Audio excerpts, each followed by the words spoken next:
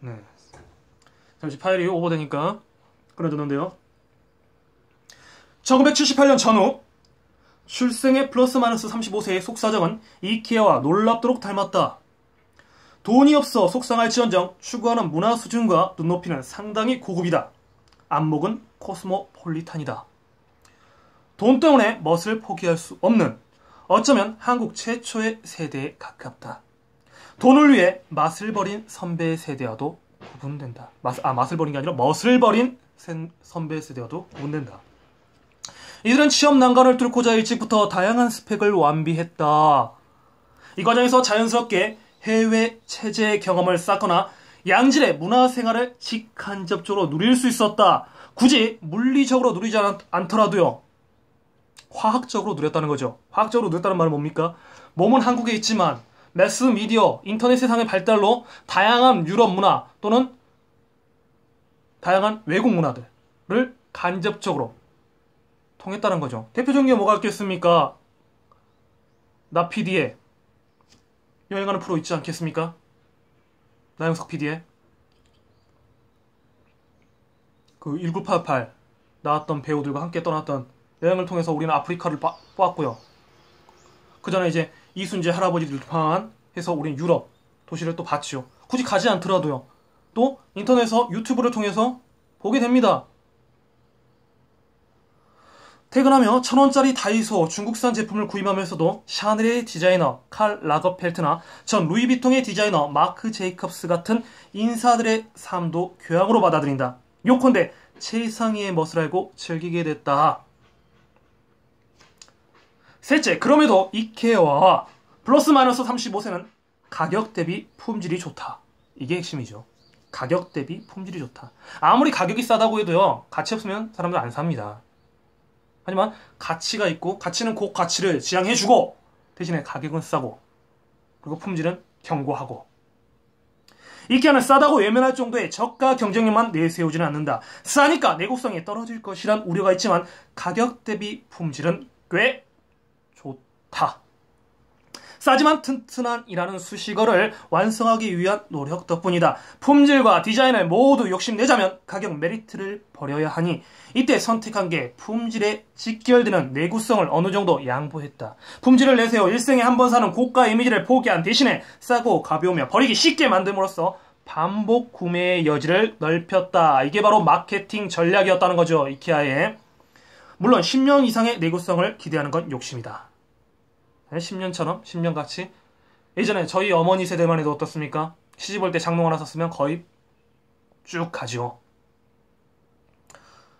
제가 기억하기로는 저희 어머니가 시집 왔을 때 가지고 온 그 장롱이 제가 군대 제대하고 이사 가기 전까지 썼으니까요. 거의 20여 년 이상을 썼었죠. 그만큼 견고했습니다. 하지만 과연 지금의 세대에서 지금 소비 트렌드에서 10년 이상 어떤 물품을 쓸 생각으로 구매하는 사람들이 얼마나 될지 생각해보면 이케아의 발빠른 홍보 전략, 마케팅 전략, 그리고 이들의 품질 생산 전략은 지금의 트렌드와는 어느 정도 일치하는 것 같습니다. 우리의 젊은 세대도 비슷하다. 이들은 대부분 고스펙, 고학력으로 두루무장한 최초의 세대다. 단군 이래 이러한 스펙을 찾아볼 수 없을 만큼 고퀄리티를 가지고 있다라고 합니다. 좀 가장하면 못하는 게 없다. 대학 졸업은 기본에 영어를 비롯한 외국어는 상식에 가깝다. 그러지 못한 학생도 있겠지만 평균적으로 그렇다는 거죠. 하다못해 그래요. 우리가 토익 점수로 영어 실력을 말하지 말자고요. 토플, 토익 뭐 이걸로 영어 실력을 말하지 말고 외국인 만나면 간단하게 안녕하세요, 안녕하십니까, 건강은 어떠십니까, 어디서 왔나요? 이 정도는 우리가 물어볼 수 있는 정도의 실력이 됐다라는 거죠. 인턴 경험이 중시되면서 설익었지만 회사 밥도 먹어봤다. 아, 이런 게 조직이구나 정도는 이제 어렴풋하게 알고 있다는 거죠. 아니면 더 자세하게 알고 있고 그들보다 더 많은 것을 똑같은 상황에서도 보고 있다는 거죠. 왜 저 조직 문화에서는 내가 클 수가 없는지, 왜 내가 저 조직 문화에서는 발언을 제대로 할 수 없는지. 예전에 DJ DOC가 불렀던 거죠. 회사에선 왜 청바지를 입으면 안 됩니까? 왜 반바지를 입으면 안 됩니까? 그 물어볼 수 없다라는 거, 그걸 이제 피부로 느꼈다라는 거죠. 기업이 바로 써먹을 수 있는 인재를 중시한 결과다. 신입사원 서류를 보고 한 임원이 말한 우리라면 절대 오르지 못할 스펙을 갖췄다는 품평은 빈말이 아니다. 그럼에도 이들 대부분은 서류 심사에서 탈락한다. 게다가 능력 대비 인건비는 아주 싸다. 너 그만둬. 너 아니면 뭐 사람 없을 줄 알아? 이런 말 듣는다는 거죠. 이미 저 사람한테는요, 저 사람한테 그렇게 말하는 사람한테 이 신입사원이 봤을 때는 어떤 시각으로 볼까요? 저 사람한테 나는 사람으로 안 보입니다. 언제나 대체 가용한 건전지로 보이죠. 하지만 재밌는 건 뭔지 아세요? 그렇게 말하는 사람도 회사 입장에서 보면 똑같이 건전지로 취급된다는 거죠. 그 말을 하는 사람은 자신도 그런 소모품으로 그 말과 동시에 전락시켜버렸다는 것을 이해하지 못하는 겁니다. 게다가 능력 대비 인건비는 아주 싸다. 부려먹다 여차면 버려도 된다. 인턴과 수습, 계약직이란 장치 탓이다. 언제든지 쉽게 해고할 수 있다. 그러면서 애사심을 강조한다? 충성심을 강조한다?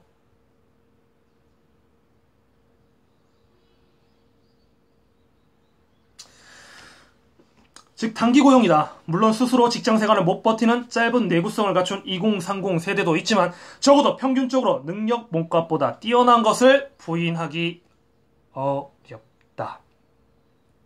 넷째, 이케아는 불안정 미완성 제품을 추구한다. 즉 DIY, Do It Yourself를 지향한다. 반 제품을 소비자가 직접 구입 조립해 설치하는 게 특징이다. 가구하면 완제품을 떠올리는 기존 관념을 파괴하는 컨셉이다.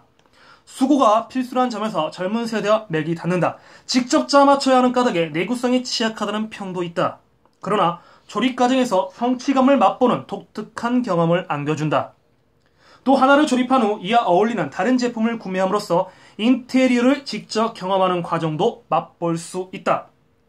젊음도 미완성이다. 사회 대비를 했다지만 아직은 갈 길이 먼 30대 중반의 삶은 여기저기 메워야 할 빈틈이 많다. 그래서 우리 한때 유행했던 드라마가 있었죠. 윤태호 작가, 웹툰 작가의 작품을 원작으로 한 미생이라는 드라마였죠.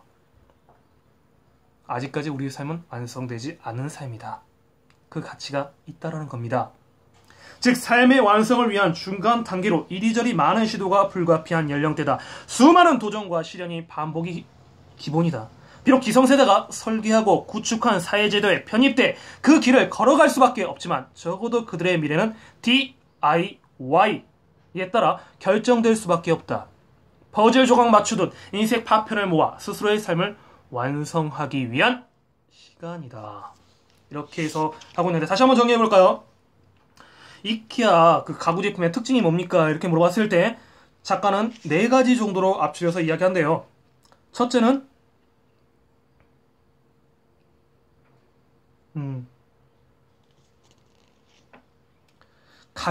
값이 싸다는 거였고요. 값이 싸다. 둘째는 매력적인 디자인. 그리고 셋째는 가격 대비 품질이 좋다. 그리고 마지막 넷째는 불완전성, 미완성의 제품을 추구한다. 완결되고 완성되고 그게 아니라 미생의 제품을 만들고 이것을 우리는 DIY라는 개념으로 배웠습니다. 여기까지 이해되십니까? 그렇게 어려운 건 아니었죠. 그 다음에 계속 봅니다. 임대차 보호법에 삶을 맡기고 라고 되어 있습니다. 임대차 보호법.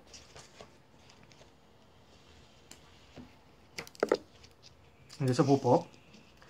다섯째, 4가지까지 이제 특징하고 다섯째 또 있네요. 이케아는 먼 미래를 내다보고 구입하는 가구가 아니다. 아까 말씀드렸지 않습니까? 10년의 내구성을 가지고 있지는 않다고 있습니다. 일정한 곳에 자리 잡고 사는 정주의 개념으로 장기 계획을 세우고 가족 계획도 생각하는 사람이라면 한샘이나 리바트 같은 국내 브랜드 가구부터 비싸게는 수익 가구로 인테리어를 생각한다. 그러니까 이번 한번 하는 거 좀 제대로 하자. 그리고 한 10년, 20년은 한번 해놓으면 살아야 되지 않겠냐 하면은 지금 여기 나오는 국내 제품이나 아니면 비싼 브랜드 수입 제품을 사용한다는 거죠. 이 말은 즉 내 집을 마련한 사람이 이케아 가구로 집을 꾸미지 않는다는 말이다. 이케아는 해외에서 체류하며 아파트를 렌탈해 단기간 살아본 유학생들에 의해 한국에 알려진 가구 브랜드이기도 하다. 그러니까 어떤 독자적인 홍보를 매스컴을 통해서 하는 게 아니라 말 그대로 사람들의 입소문을 통해서 한국에 알려진 브랜드 제품이라는 거네요. 한국의 경우 대부분 임대차 보호법에 따라 2년마다 전세와 월세를 갈아타며 이사를 가야 하는 집 없는 젊은이들이 선호하는 가구다. 그러니까 지금 당장 내가 사는 이 집에는 맞을지 모르는데 이 집이 내 집이 아니잖아요. 계약 기간이 종료되면 어떻게 됩니까? 또 이사를 가야 되잖아요. 이사 비용도 만만치 않을 뿐더러 그때 이제 고급 가구로 계속 이송비에 쓸 수가 없으니까 사용하고 버리지 하는 생각이 일단 있고요. 막상 가지고 왔다 해서 했을 때 왠지 내가 이사한 집하고는 좀 디자인이 맞지 않는 것 같다. 인테리어가 좀 어울리지 않는다. 라고 생각할 수도 있다는 거죠. 그렇기 때문에 값이 싸고 언제든지 버릴 수 있는 제품 이것들을 선호하고 마침 그 홍보 전략에 맞는 게 이케아 가구다. 우리 이렇게 정리해도 되겠죠. 미래를 대비하기보다 당장 2년 동안 만족하며 쓸 수 있는 가격 대비 최적의 상품이다. 2년 후 이사 갈 때 가져가도 그만 버려도 그만이다. 비싸지 않기에 부담이 없고 2년 동안만큼은 제 할 일을 다 하기 때문에 한국의 임차인이 인터넷으로 손쉽게 구매한다. 가구가 필요하지만 언제 결혼할지 모르는 미혼의 청년들이 특히 선호한다. 한국의 플러스 마이너스 35세대는 먼 미래를 계획할 여건이 안 된다. 당장 고용 불안이 문제다. 역시 경제적인 문제네요. 고용 불안. 그럴 수밖에 없죠. 수입이 있어야 무엇을 할 것이 아니겠습니까? 수입이 보장되지 않는데요. 많은 돈을 바라진 않습니다. 지금 당장 내가 먹고 살 수 있고 저금할 수 있고 그 정도의 돈. 그 정도의 안정된 거. 이것 말고 다른 가치를 적어도 내가 직장에서 일을 하면 먹고 사는 데는 지장이 없겠구나. 그러면서 다른 삶의 가치를 추구할 수 있게끔 되는 사회가 아니라는 말이죠. 입사해도 임금 테이블이 없다. 한 곳에서 몇 년 근무하면 어떤 위치에 어떤 정도의 급여 수준을 받을 수 있을지 예상할 수 없는 현실이다. 연봉제 때문이다. 연봉제. 기업에서는 성과를 부르짖으며 성과를 내면 충분한 보상을 한다. 자, 여기에 능력지상주의다라는 프레임을 한동안 깔았었죠. 능력지상주의. 네가 열심히 노력하면 그 노력한 만큼 대가를 주겠다. 그런데요, 이거 조금만 생각해 볼까요? 내가 돈이 있어요. 열심히 해. 그러면 내가 널 돈을 줄게. 그런데요, 인간은 기본적으로요, 저는 성선설 성악설을 믿는 건 아니지만 기본적으로요, 견물생심이라고 있습니다. 내가 가지고 있으면 그걸 쉽게 남에게 주는 사람은 없습니다. 우리가 흔히 이타적 인간관이라고 하죠. 그런 이타적 인간관은 드물기 때문에 매스컴에서 보도를 하고 그 사람을 대단한 사람이다 박수 쳐주는 겁니다. 평범한 사람들한테요, 이타적인 삶을 기대하는 거, 이타적인 삶을 이야기하는 사람들 쉽게 믿을 수는 없습니다. 갖고 있으면 베풀려고 하지 않습니다. 네 능력만큼 내가 주겠다. 글쎄요, 여기 나오죠. 실제 100명 중에 1명 정도나 찬란한 인센티브를 받는 것이 현실이다. 여러분 혹시 동물농장 기억하십니까? 동물농장에요, 돼지 나폴레옹이 있고요. 그 다음에 이 나폴레옹의 명령에 따라서 움직이는 말이라는 말이 있습니다. 복서라는 이름을 가진 캐릭터죠. 이 친구는 이야기합니다. 돼지의 나폴레옹의 말은 무조건 받습니다. 그리고 열심히 일합니다. 그 말로가 어떻게 됩니까? 말 도축장으로 끌려갑니다. 결국 쓸모가 없어지니까 나폴레옹이 버리죠. 그리고 조지 오웰은 마지막에 이렇게 씁니다. 인간과 함께 술을 마시며 춤을 추고 있는 나폴레옹의 모습을 그립니다. 우리는 지금 누구의 삶을 살고 있는지 생각해 봐야 됩니다.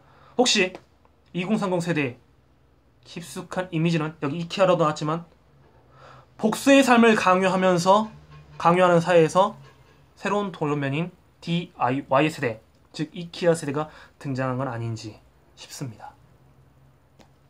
어렵게 취직을 했다 하더라도 해마다 연봉 인상폭은 물가 상승률을 따르지 못한다. 경제는 늘 어렵고 동결인 것도 허다하다. 그렇기 때문에 받고 있는 급여 수준을 높이기 위해서는 이직을 해야 한다.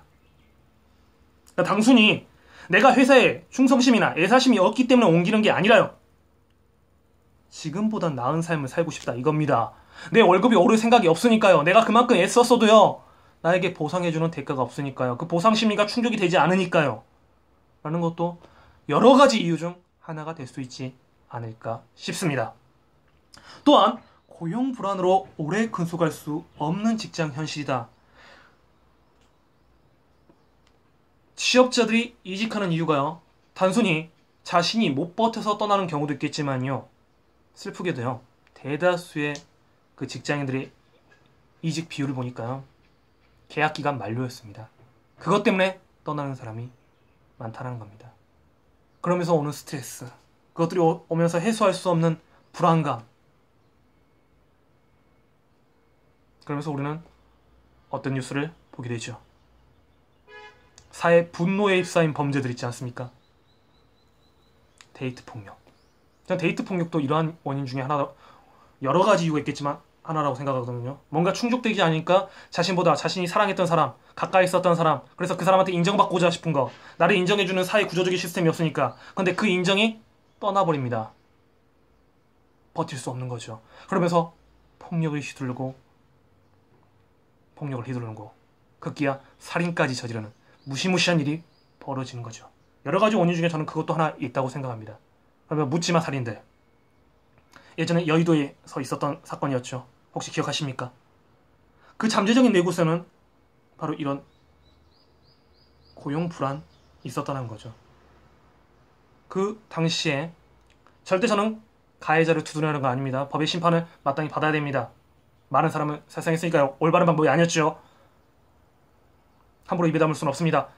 하지만 그 사람이 했던 1년의 연속을 한번 생각해 보십시오. 계약직이었죠. 전화통신업사부터 여러 가지 했었죠. 뭐 법정에서 이제 회사 직원들이 나와서 뭐 가해를 준 원인은 아니다고 하지만 저는 그 사람한테 문제가 있다고 생각하지. 그 회사의 어떤 직원들과의 트러블, 이것을 부각시킬 필요는 없다고 생각합니다. 기본적인 고용 불안이 이 사람의 그 가해자에게 어떤 심리적 압박감을 줬을 거라고 생각합니다. 그리고 최근에 있었던 안산 대부도 살인사건 같은 경우도 마찬가지죠. 가해자 실명을 언급하지 않겠습니다만 애견 카페숍을 운영했고 그것이 잘못되자 에로영화 출연도 하고 매니저먼트 일을 하면서 하다가 잘못 만난 어떤 동성애자와 함께, 이 동성애자 맞는지 모르겠습니다. 뉴스컴에서는 그렇게 나오던데요. 여하튼 경찰은 이렇게 밝혀냈죠. 동성애자는 아니다. 그분은 이렇게 얘기했죠. 하여튼 함께 살면서 돈을, 그러면서 이제 쌓았던 소송 비용과 그 애견숍을 하면서 운영했었는데, 그것을 이제 여자친구가 어떻게 하다 보니까 헤어지게 됐고, 그거에 대한 책임을 이제 민사소송을 했었지만 패소하게 되고, 그에 대해서 이제 빚을 지게 되고, 그 빚을 갚기 위해서 영화 쪽에서 아르바이트를 하고 일을 하고 했지만 결국에는 회생될 수 없었고 결국은 살인자라는, 그러면서 이제 여관에서 어떤 한 남자를 알게 됐고 그 사람과 함께 살면서 돈을 받는 식으로 살았던 것 같아요. 제 생각, 그 뉴스 기사를 보니까요. 그러다 이제 그거가 결국은 급작스러운 살인사건까지 일어난 이 비극의 일련의 이 사람의 인생을 패턴을 보면 제가 관심을 갖는 건 바로 우리 세대이기 때문입니다. 2030 세대이기 때문에 관심을 갖는데요. 물론 살인이라는 것은 용서할 수 없는 짓입니다. 하지만 이 사람에게도 한 가지는 생각을 해야 되죠. 패자가 회생할 수 없는 사회. 물론 여러 가지 문제 중에 하나가 있고, 그것이 또 여기 고용 불안이라는 현실과 경제적인 문제와 또한 연관되지 않을까 조심스럽게 생각해 봅니다. 부동산 계약 만기가 돌아오는 시점이면 가슴이 조마조마하다. 1년 동안 회사에 다니며 아껴서 모은 게 몇백만 원인데 1년 동안 오른 전셋값은 몇천만 원이다. 집이 사람보다 낫다 싶다. 거기에 결혼이라도 했다 치면 아픈 더 캄캄하다. 아이를 낳고 싶어도 직장과 주거 여건이 마땅치 않으니 아이도 쉽게 계획할 수 없다. 나라에서는 장기 임대 아파트를 분양한다고 하지만 한국토지주택공사 홈페이지에서 입주 조건을 따져보면 당첨될 확률은 극히 낮다. 낮은 소득자, 분양 가족수, 신혼부부 등 선순위를 제하면 평범한 부부가 입주할 확률은 높지 않아 보인다. 2년 후의 삶을 계획하는 일은 그래서 늘 벅차죠. 오늘 당장 2년 안의 삶을 꾸리기도 빠듯한데 2년 후의 삶 생각난다. 어디에 내가 살지도 모르겠습니다. 또 인터넷을 뒤지고 부동산업체에 돌아다녀 봐야 되고, 막상 또 살아보니 여기는 또 물이 안 나오고 벌레는 또 왜 이렇게 많고. 아이고. 주차하기도 힘들고. 주차하다 싸움 나게 생겼어요. 왜? 옆 사람과 나는, 이웃 사람과 나는 유대관계가 없거든요. 언제나 떠날 준비를 하는 사람들이거든요. 조금만 배려심도 생기진 않죠. 이들 숨죽인 변화가 한국 경제를 뒤바꾼다. 정리하면 이케아와 플러스 마이너스 35세는 꽤 닮았다. 자, 정리해볼까요? 저렴한 가격, 낮은 몸값, 빼어난 디자인, 뛰어난 능력, 고학력이죠. 가격 대비 내구성, 스펙 대비 단기 고용. 미완성 제품이다. 삶의 중간 단계, 미생의 단계다 이야기했었죠. 그 다음에 단기적인 만족감, 미래를 계획할 수 없는 삶이다. 그러면 어찌 보면 이케아와 닮았다라는 것은 굉장히 씁쓸한 자화상일 것입니다. 그래서 필자는 이 5대 이케아의 특징을 전제로 한국의 플러스 마이너스 35세를 이케아 세대로 명명한다. 예전에 우석훈 경제학자가 88만원 세대라는 말로 명명했듯이 또 이번에는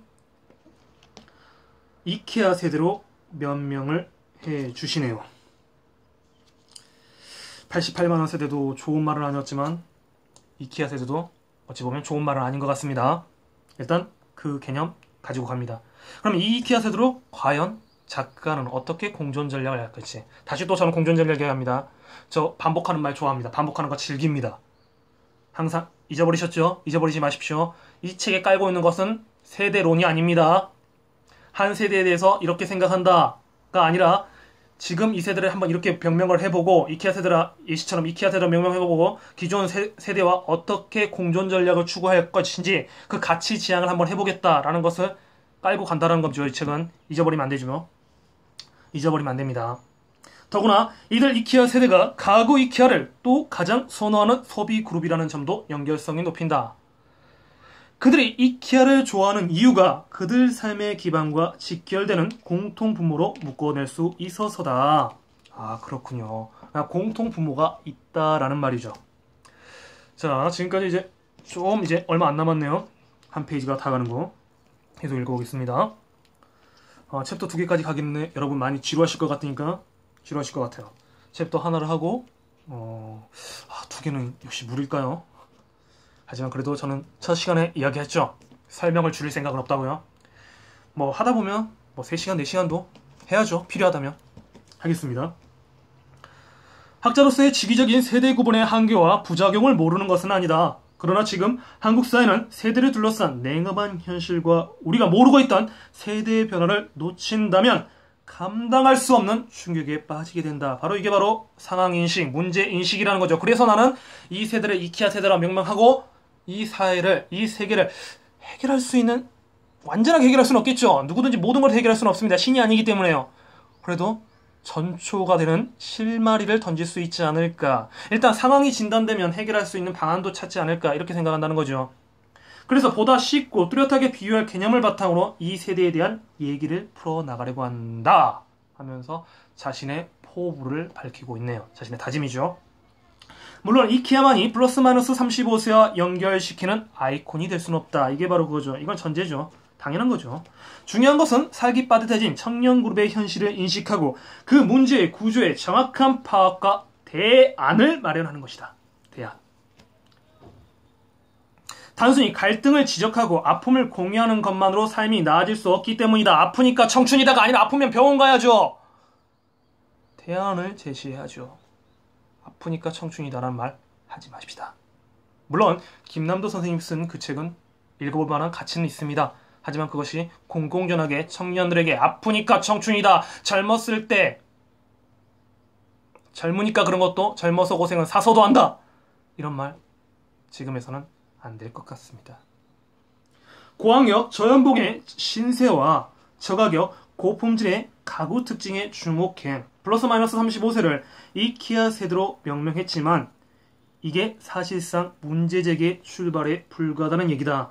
이대로 방치한다면 이케아 세대가 불러올 복수와 역습이 사회의 지속 가능성을 순식간에 훼손시킬 수밖에 없다는 점을 강조하고 싶다. 이거 경고라고 읽어도 될까요? 그래도 되겠죠.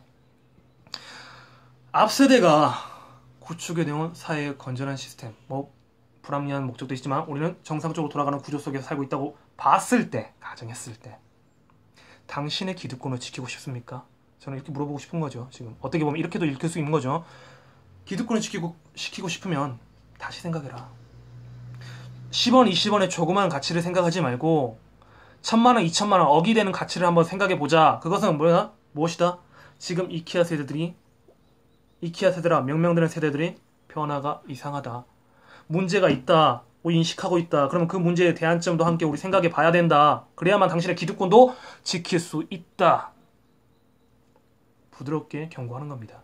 경고는 꼭 욕만 해야 되는 건 아니죠.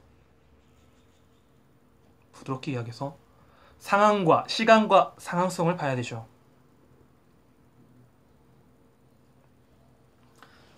그 적절한 상황에서 어떻게 말을 했는지 항상 언어적 표현에만 할 게 아니라 비언어적 상황도 파악해서 문맥을 인식해야 된다는 겁니다.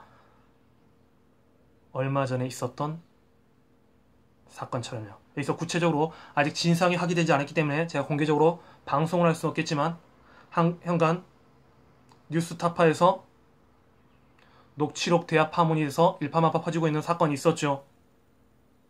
이 점에 대해서도 우리는 한번 생각을 해봐야 됩니다. 과연 업무 수행자로서의 업무를 수행한 것인지 언론에 어떤 특정 지침을 내린 것인지 합리적인 의심을 해봐야 될 것입니다. 이야기하다 보니까 거기까지 갔네요. 다시 돌아와서요. 소 잃고 외양간 고쳐봐야 소용없다. 잃기 전에 손보는 게 순서다. 소를 잃었더라도 외양간을 고치고 다시 소를 들어 놓아야 다음 농사를 지을 수 있다. 지금 이케아 세대는 많이 아프다. 고민 중이고 늘 갈등 중이다. 개인과 개인 간의 갈등도 있고 개인과 사회와의 갈등도 있고 그래서 복잡하다. 고도의 스트레스를 쌓고 있다. 사회에 대비해 아슬아슬한 삶의 고비 사이에 서 있다. 취업이 어렵거니와 성공해도 결혼은 생각조차 하기 힘든 시대이다. 결혼한다고 끝나는 것도 아니다. 아이를 낳을 용기 있는 커플은 별로 없다. 맞벌이 세대에서 누가 아이를 봐줄 겁니까? 지원금이요? 그 지원금만 받으면 살 수 있을까요? 지원금도 고루 분배가 되나요? 다시 한번 생각해 봅시다. 계속해서 문제 제기가 되고 있습니다. 우린 여러 가지 생각해 봐야 됩니다. 왜 이 사람들이 결혼 그 어렵게 취업문도 통과하고 결혼까지 했는데 그 일상적인 삶의 라이프 스타일을 했는데도 불구하고 아이를 낳는 것마저도 용기를 가져야 할까요? 이들 계속해 이케아 세대로 남는 한 소리 없지만 치명적인 저항은 기정사실이다. 자, 짱또는 들고 있었다는 겁니다. 커뮤니케이션이 달라졌습니다. 예전에는 거리로 나와서 연합회에서 데모하고 깃발 들고 해야 커뮤니케이션이 성립하던 시대였지만 지금은 이런 불만들이 누적되면서 다양한 커뮤니케이션을 통해서 배출이 되고 있다는 겁니다. 점점 이것들이 저는 축적될 것 같다는 불안감이 입사입니다. 한 번은 어느 순간에 갈등이 축적되면 반드시 그것은 표출되기 마련입니다. 그러기 전에 사회는 대안점을 마련해야 되고 이것을 공론화한 토론의 장으로 삼아서 많은 의견들을 들어봐야 됩니다. 그것이 바로 저는 민주주의라고 생각합니다. 민주주의는 위에서 지침하는 것이 아니라 받아 적는 것이 아니라 아래에서부터 끊임없이 얘기하고 협의하고 절충하고 협의하고 절충해서 하나의 의안을 만드는 겁니다. 그리고 그것을 합의에 이끌어서야 하는 겁니다. 그래서 민주주의는 굉장히 복잡합니다. 절차적 시간이 많이 듭니다. 하지만 그렇기 때문에 민주주의에서는 실패할 확률이 적습니다. 그게 바로 독창성이고 창의성이고 창조인 것입니다. 지금부터 한국이 방관하고 있는 이케아 세대의 현실과 그들의 삶을 들여보자. 네, 1시간이 조금 넘었네요. 한 페이지를 읽는데도 이렇게 좀 시간이 오래 걸리네요. 여러분 혼자 읽으셨으면 아마 금방 이 책 한 권은 하루 3-4시간이면 읽을 수 있는 분량입니다. 하지만 저는 이렇게 읽는 게 좀 더 의미 있다고 생각이 듭니다. 읽을수록 우리는 정말 많은 문제들을 던지고 있습니다. 이게 지금은 제 목소리를 빌려서 하나의 목소리가 나가고 있지만 여기 안에는 여러 가지 상황들이 지금 얽혀 있다고 저는 생각이 들거든요. 이 물음들이 또 오늘 하루에 여러분의 퀘스천 마크가 되어서 뭘까? 지금 내가 살고 있는 시대는 뭘까? 나라라는 건 뭘까? 그리고 저기 있는 젊은이들은 뭘까? 또 젊은이의 입장이라면 2030 세대의 입장이라면 바로 저와 같은 입장이겠죠. 나는 지금 왜 이렇게 살고 있지? 나 지금 무엇에 강요받고 있는 거지? 이게 맞는 걸까? 대단한 사람들입니다. 우리는 모두 대단한 사람입니다. 그럼에도 불구하고 자아 존중감은 현격하게 낮아지고 있는 사회에 살고 있습니다. 왜 그래야 될까요? 무엇이 우리를 그렇게 힘들게 할까요? 따져봐야죠. 막상 이것이요, 이름이 지어지고요, 그것이 대상이 되면요, 해결하는 건 쉬워집니다. 무엇인지 모르고 막막하니까 그냥 힘든 것 같은데 무엇이 나를 힘들게 하는지를 모르겠다 할 때 그게 정말 힘든 겁니다. 자, 힘들지 맙시다. 한번 토론해봅시다. 또 이야기 만들어봅시다. 그러면서 생산적인 발전 방향을 강구해 봅시다. 자, 한 시간은 일단 이렇게 마치고요. 다음 시간에 이제 2장 행복 컨페이어 벨트에서 올라타기의 불가능성, 그러니까 사다리 타기죠. 그거에 대해서 좀 더 읽어보면서 또 이야기해보는 것 같겠습니다.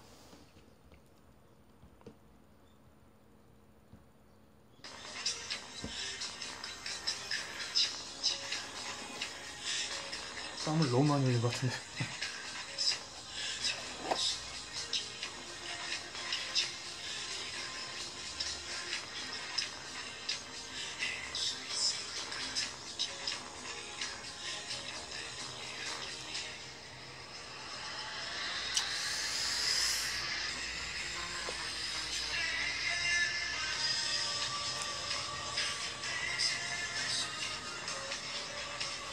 네, 오늘 하루 한 시간 한 챕터 읽었는데 어떠셨습니까? 좀 읽어볼만 하십니까? 좀 설명이 부족하거나 좀 또 흥분하는 부분이 있으면서 좀 말을 버벅대는 부분도 있었고, 중간에 이제 아까 그 김용민 그 녹취를 딸 때 중간에 공사음이 외부에서 좀 들리다 보니까 잡음이 좀 많이 섞인 것 같아서 듣기에 좀 불편하지 않으셨을지 모르겠습니다. 정말 죄송하고요. 그러면 이제 제가 조금씩 지금 익혀가는 과정이니까요. 열심히 또 한번 생각해보고 고쳐나가도록 하겠습니다. 아이고, 정말 많은 것들이 생각이 나는데요. 오늘 책을 읽고 나니까 생각나는 게 한 부분 있습니다. 혹시 여러분도 읽으셨을지 모르겠지만 논어예요. 위정편에요. 이런 에피소드가 있어요. 공자님은요, 그렇게 많은 것을 알고 있는데 왜 정치하지 않으십니까? 이런 질문을 제자가 던집니다. 그래서 정치라는 건 우리가 생각하는 그거죠. 왜 지금은 정당에 들어서 정치활동을 하지? 왜 이렇게 하지 않으십니까? 이렇게 물어봅니다. 어떻게 보면 입신이죠. 입신양명하지 않으십니까? 출세에 지향하지 않으십니까? 한때 공자님 이런 말씀을 하세요. 한번 읽어볼까요?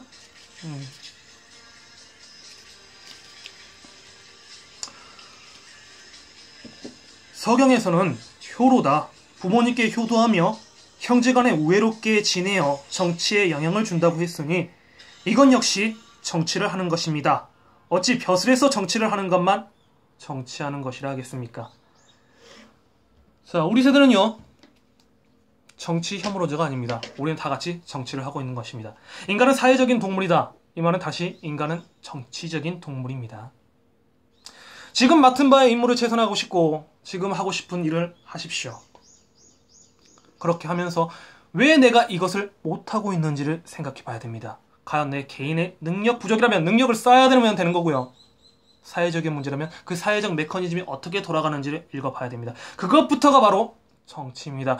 정치인의 목소리를 빌려서 정치를 하는 것이 아니라요, 지금 내가 부모님께 효도하고 형제간에 우애 있게 지내면서 내 가진 사회 현실을 하나씩 읽어보는 것이 바로 정치하는 겁니다. 오늘도 정치하십시오. 그리고 책 읽으십시오. 책 읽는 수다, 책 읽수다 여기서 마치겠습니다. 감사합니다.